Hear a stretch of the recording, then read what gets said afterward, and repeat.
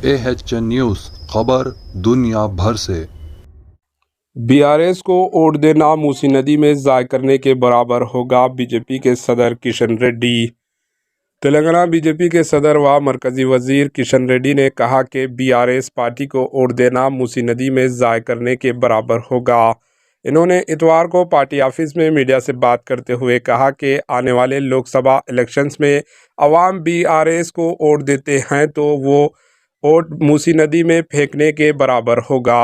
इन्होंने तनकीद करते हुए कहा कि बीआरएस 9.5 साल इक़्तिदार में रहने के बावजूद रियासत के लिए कुछ नहीं कर सकी, यहाँ तक कि इसने एक मकान भी नहीं बनाया।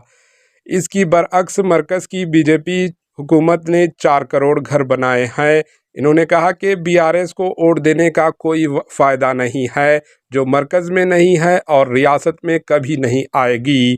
इन्होंने याद दहानी कराई कि बीआरएस के दौरे हुकूमत में मुलाजिमीन एम्प्लॉइज़ को तनख्वाहें भी वक्त पर अदा नहीं की जा सकी। इन्होंने कहा कि रियासत में बरसरे इक़्तिदार आने वाली कांग्रेस हुकूमत भी अभी तक हुक्मरानी पर अपना ग्राफ नहीं बना पाई है। इनके पास कोई रोड मैप नहीं है कि दी गई गारंटीज़ पर अमल दरामद कैसे किया जाए। Bureau report AHN news.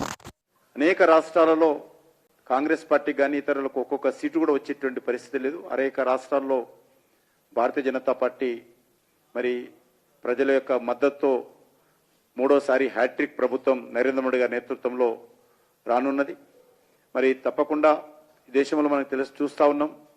గత 9 సంవత్సరాలుగా అనేక రకాల మార్పులు.